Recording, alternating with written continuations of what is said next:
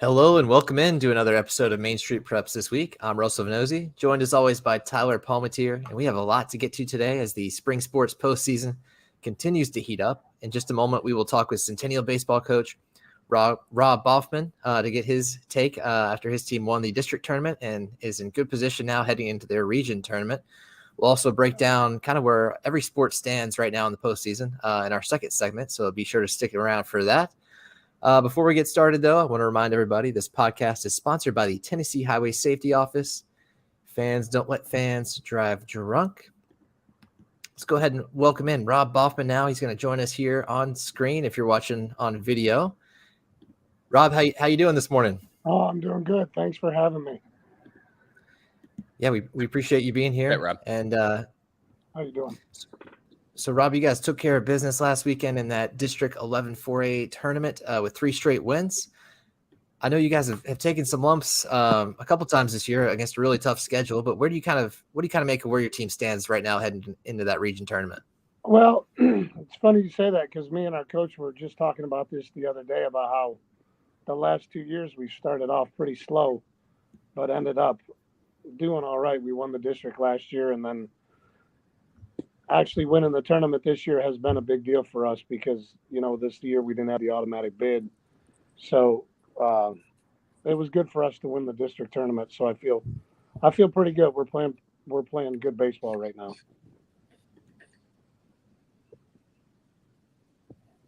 Hey, Rob, this is Tyler. This is year number 19 for you at Centennial, I believe. I can't believe at a place like that how many changes you've probably seen. What has the tenure been like? It's probably been more like a journey. Actually, to be honest with you, this is my 20th season. But 20th. Yeah. We could throw that in there just because it sounds better than 19. But no, it's my 20th season. I've been at a good even number. Do I? This is. Oh, I was just saying it was a good even number, 20. Yeah. We'll say that because I started in 2004, so maybe it is my 19th. I don't know. We'll say 20. But anyway, it's been great. I've had the opportunity to work with all the principals who've been at Centennial, all the football coaches and basketball coaches who have been at Centennial. I didn't start when the school opened. I came here in 2001. But it's been great just from the standpoint of me kind of still being here through everything that's gone on. And I'm proud to be the coach here at Centennial. I think we've done some pretty good things through my tenure. I've had some absolutely great kids to coach, some great coaches to be around. And it's nice to say I've been in this place for that long. So it's pretty cool. So looking at this year's team, Rob, you got to start with Ryan Sweeney. He's been a go-to guy on the mound for you guys and at the plate this year. He was named District Player of the Year for his efforts in both those areas.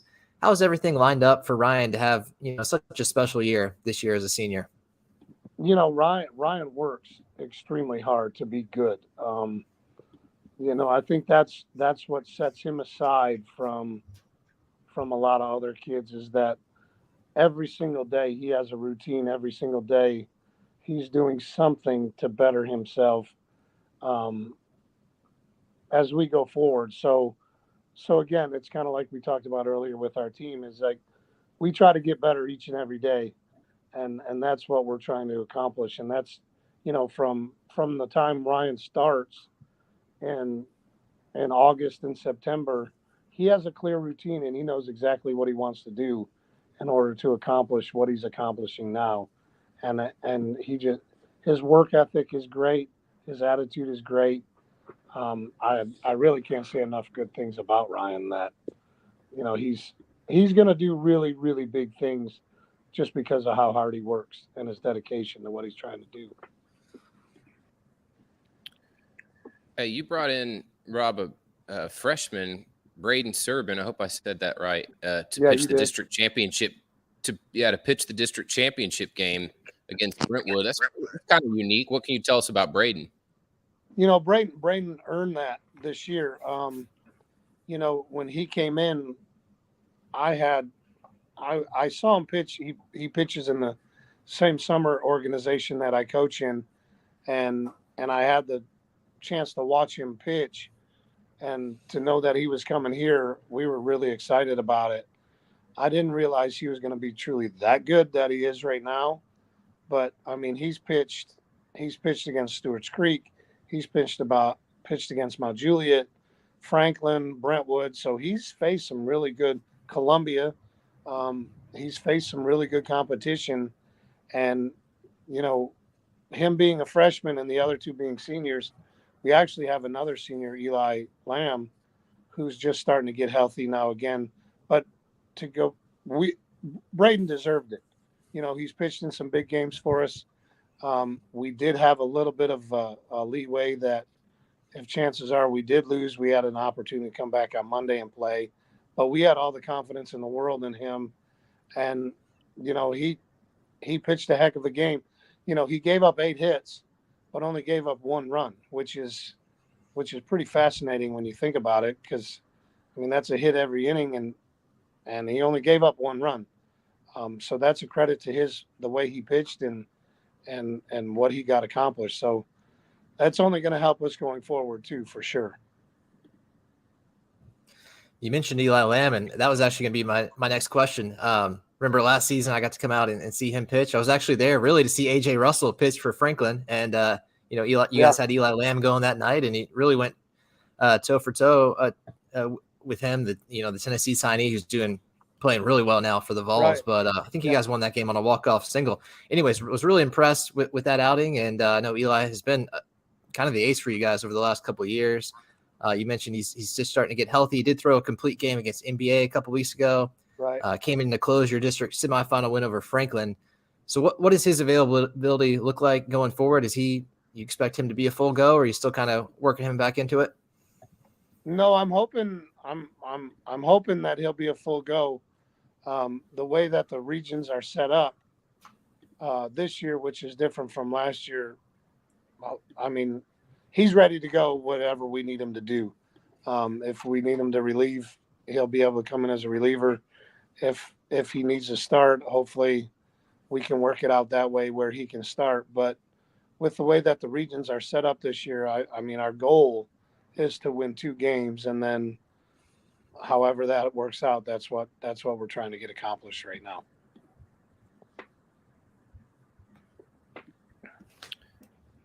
Rob, you're obviously going to get a chance to host a region tournament soon. How big is that, number one, just on the competitive side, being at home, but also how has the atmosphere been around your park this season? The atmosphere is great. We have a bigger following than normal, but I think it's because we have a bigger senior class than what we've had in the past. It's always good to be home. You don't have to worry about traveling. You don't have to worry about getting there at a certain time. It creates a little bit more work for everybody, but it's a good work. It's a good work to have. I have some absolutely fantastic assistant coaches. Our athletic administration and our AD, Jeremy Moore, have been phenomenal. That they really let us coach and take care of the stuff inside the fence, that they're taking care of everything out. And it's a huge relief to me to have administrative support and Coach Moore and, everybody around us that's really supporting us, that takes that burden off of me and our assistant coaches, that we can just worry about everything on the inside. So that's huge. Can't say enough about our administration and our athletic director, because they make things a lot easier for us, that we don't have to worry about it. So it makes playing at home a lot more fun, I think. And you mentioned a moment ago that new region tournament format. It kind of takes an extra minute to look at the brackets now with kind of the double elimination that they've got going on. And of course, that's ahead of the best of 3 sectional series as well. So, all the coaches we've talked to on here and elsewhere have seemed to be fans of the new format. Are you excited to kind of see how it plays out here in its first year? Yeah, I really am. And, we have 3 really good teams besides us. Well, 4 in that region coming over here to play.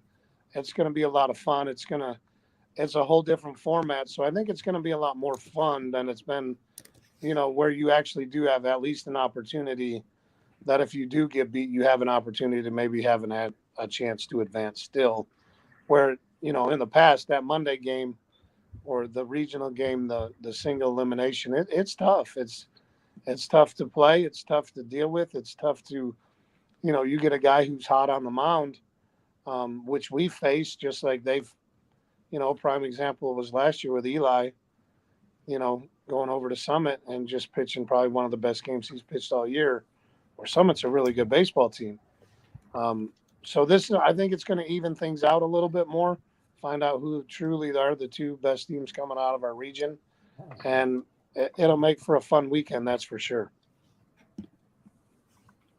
All right, Rob, last thing, and then we'll get you out of here. Watching your team's highlights on Twitter, kind of the first thing that pops out to me is that you've got a great berm there in right field, which is really more like a pretty steep inclined hill with that cougar and the numbers. Who gets to mow and maintain that thing? I mean, I've been on some side inclines with a mower before. It's not very fun. Well, luckily we have a company that does it through the county, so we don't have to fool with it. Again, I'm really lucky where I'm at because we have great parents too. So we have some dads and some moms who are more than willing to go out and they paint it every year and clean it up every year. It's a cool backdrop to see, to watch a game from too. The only problem is that sometimes the kids throw the stones against the fence. So I know what's going on. I don't like it when they do that, but it's a really cool place to watch a game. But luckily we don't have to cut that grass. We do have a company that comes in that takes care of the school grounds. So good for us. And they've been through the wall once or twice too. I got to admit, I've seen them slide down that hill. Hey, they got a lot more nerves than I've got because I've seen them slide right down that hill into the fence. So more power to them than us for sure. Yeah. Well, Rob, let's hope for a large and a well-behaved crowd out there on Friday night when you guys host Columbia Central. Well, I appreciate it. Thanks for having me. And, hopefully we'll continue to play well and see what happens. All right. Thanks again for being here, Rob. That has been Centennial baseball coach Rob Baughman. Really appreciate his time today. Of course, you can catch that region tournament this weekend. Should be a lot of fun over at Centennial High School. We're going to take a break and then come back with some more spring sports postseason talk, so stick around.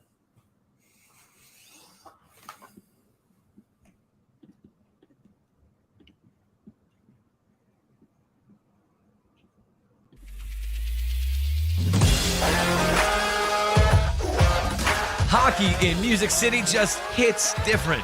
It's one big honky-tonk party. It's the sea of gold in the crowd. The goals, the saves, the celebrations. It's an experience like no other. Don't miss a minute of the action this season. Visit NashvillePredators.com/tickets to get your seats today. That's NashvillePredators.com/tickets. And we'll see you at Bridgestone Arena.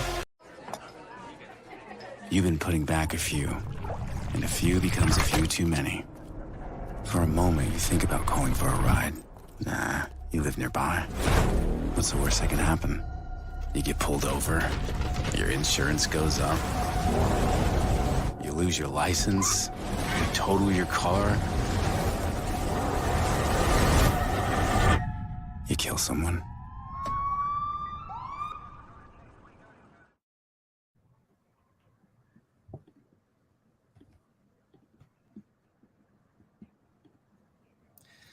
We're back with more here on Main Street Preps this week.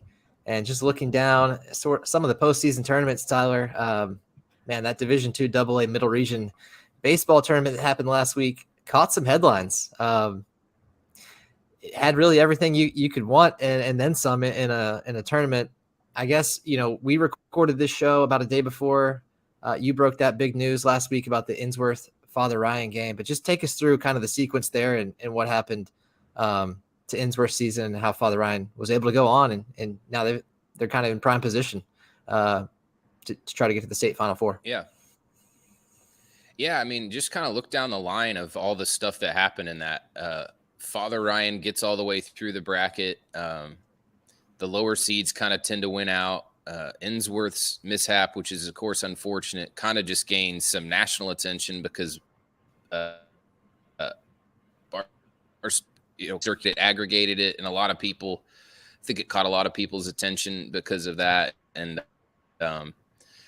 then you got the top seed Lipscomb, which looked like the strongest team pretty convincingly coming in, getting beat twice. And then now you've got CPA kind of rounding back into form, into the powerful team they've been in recent years. So just like, and then of course, the more national attention was the Father Ryan catch against Lipscomb that made number 3 on ESPN's top 10. So you're just talking about just so many headlines from this one event. But anyways, yeah, Innsworth's mishap was tough, man. I just felt bad for everybody involved. I think Father Ryan probably thought that their team was good enough to win that series regardless.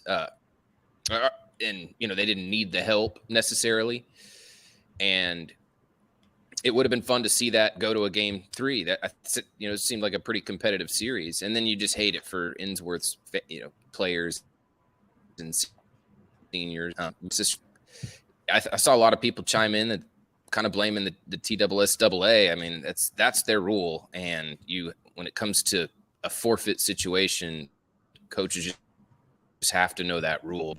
Maxwell did not hesitate to self-report it the next morning to the TSSAA, so that's good on him. There was no trying to wiggle out of this situation. I think by doing that, he took some blame, and you just hate it for Connor Cobb, who had a no-hitter with 16 strikeouts. But probably the lesson in the future is no-hitter or not, when you're getting close. I don't know how close you want to get to that pitch count limit. Just pull a guy. I mean, especially when you're talking about what about the guys that helped score the 5 runs? I kept coming back to that. The no-hitter is important, but what about the guys that plated 5 runs? They have to lose the game. I mean, that's just that's unfortunate for them. And it just sucks that it happened, I guess is all I have to say. I don't know. What was your read on it, Russell?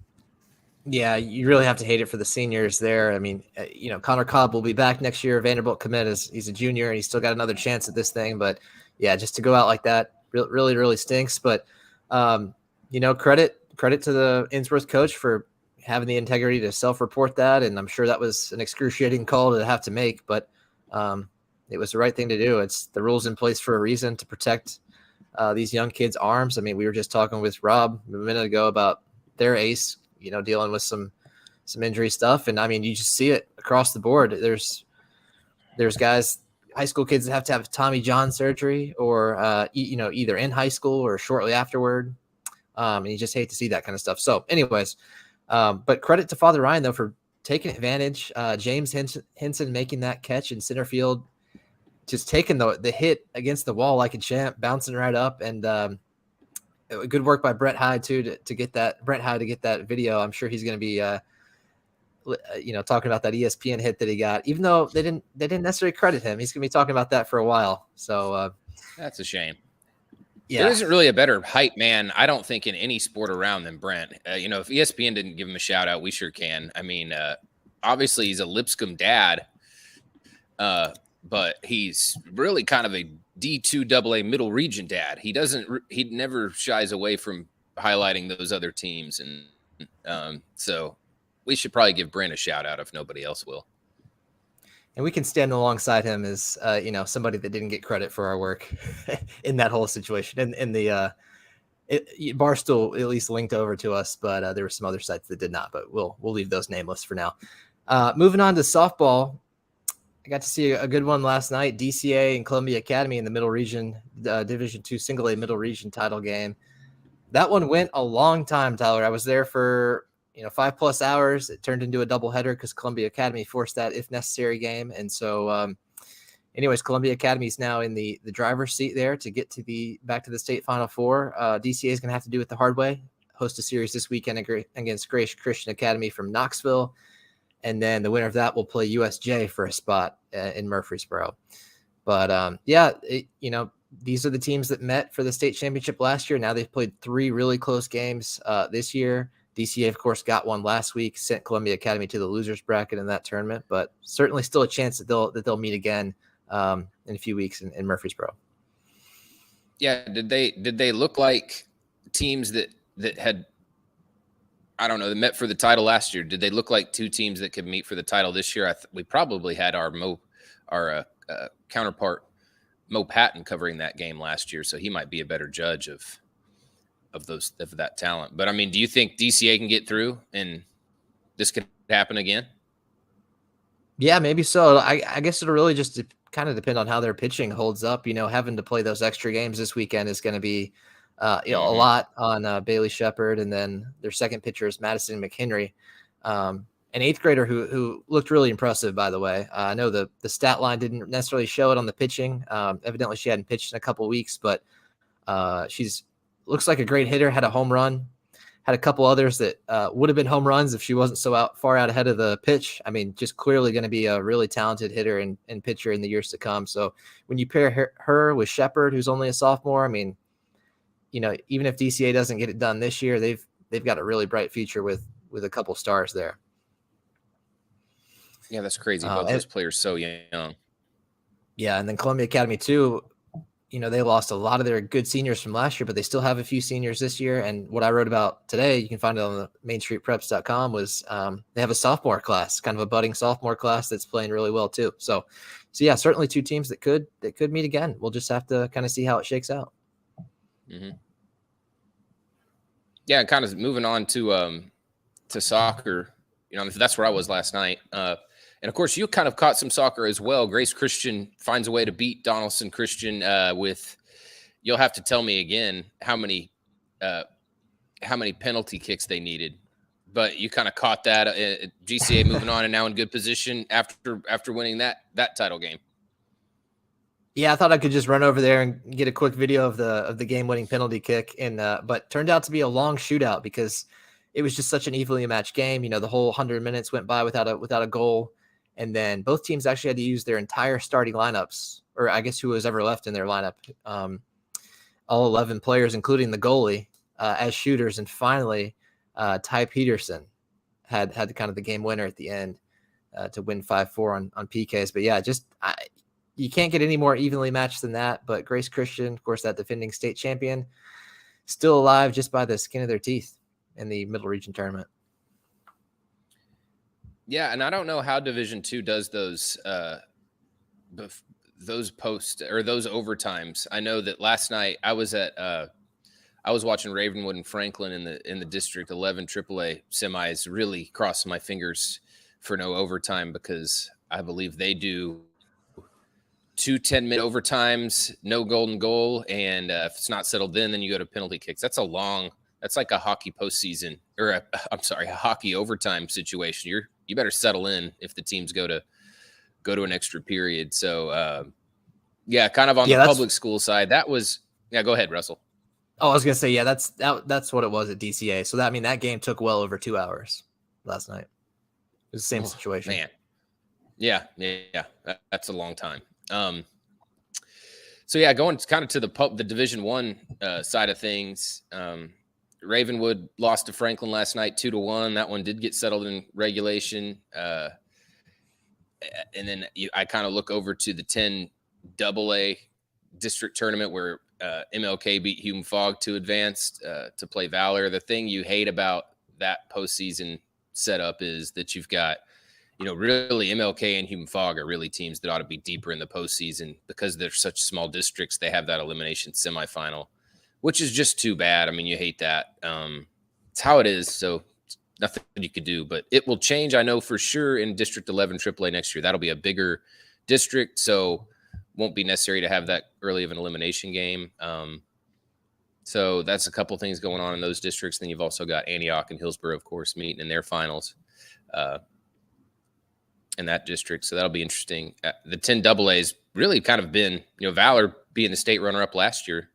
That's been a pretty competitive one in recent history. So it'll be interesting to see how Hillsborough and Antioch kind of move on after this too. Yeah, I'm interested to see how both those games go because looking at the regular season, the MLK Magnet Valor Prep game was scoreless. It was a scoreless tie. And then the Antioch-Hillsboro regular season game was a 1-0 win for Hillsboro. So clearly some tightly contested games, and would expect the same on Thursday night. Yeah. Yeah, and then, of course, you got tennis wrapping up its district tournaments this week with the regional and sectionals to kind of play out through this weekend and next. And then track, most, I believe maybe even all the Division I sectionals are done. So that state meet is about set in those Division I, and then Division II is knocking most of that out this week. So it's really getting close to the Spring Fling doorstep. I don't know. I've always found that to be a fun event, Russell. It's pretty, you're kind of running around Murfreesboro a little bit, but it's not, even though Murfreesboro's got some traffic, it could be covering a spring sports final week could be definitely much tougher. I think people need to realize you're jumping around one city, but you're not jumping around an entire region. I've had a lot of fun every time I've covered it, even though I'm usually completely exhausted by the time it's over. Yeah, it's one of those where you kind of have to drag yourself home and, drag yourself into the house afterwards, because it really is. And it all in one central location, right? Because if they did the baseball tournament in one city and the softball tournament in another, we would kind of just have to cover one or the other. It'd be really hard to be, across the state or, an hour or two away even in multiple places. So it works out well, and looking forward to that. Tyler, on the way out though, let's talk about your golf story real quick. You had a really unique story on the site this week with a Battleground Academy senior who won a big time scholarship, and you actually got to go out and have him be your caddy for a round over the weekend. Pretty interesting story there, and some great details. Just tell us, for anybody that missed that story, just give us kind of the 411. Yeah, it was kind of a shameless request by me, to ask him to do that. Of course, and this is Christian Wyndham, by the way, he's a BGA senior. That scholarship is a full ride to, I think it's a select number of colleges you can apply for. I don't believe you can, I'd have to double check. I don't believe you can pick necessarily any university. You couldn't maybe get into Harvard with this, but he's going to Northwestern, so he's got a great landing spot that he's going to have his room and board and tuition paid for. So it's really an incredible scholarship, but he was nice enough to do that for me at Harpeth Hills. He didn't have to. I think he carried some bags that morning at Belmead Country Club. So he doubled up, or, for that day, tripled up if you count. They caddy at Belmead for two golfers most times. So it's 2 bags on your shoulder. And then you're kind of guiding or following both players. So yeah, it was really cool. It was neat to talk to him and just have that. It was definitely weird. He was nice enough to show up in his Chick Evans Scholar bib, which was awesome. But everybody was really looking at me like, why does this guy have a caddy at Harpeth Hills right now? And I kind of wrote this, but your caddy's job is literally to watch all of your shot results. That is not good for me as somebody who overthinks golf just in an extreme way, to the point where I'm pretty nervous. But it was a lot of fun. And he, I guess what's cool is they do give good advice, and it was neat. He's a great kid, got a great future. So that was a lot of fun. Yeah, I enjoyed that. And as you'll see in the story, Tyler's trusty 3-wood failed him a couple of times. But anyways, you'll have to read the story for those details. This is the kind of stuff you're not going to find on the internet anywhere else. So be sure to check that out, and stay tuned. Stay tuned to MainStreetPreps.com all week for spring sports coverage. We'll be with it all the way through Spring Fling, and then even after that too. So check that out. Thanks for joining us today. We'll catch you next time on Main Street Preps This Week.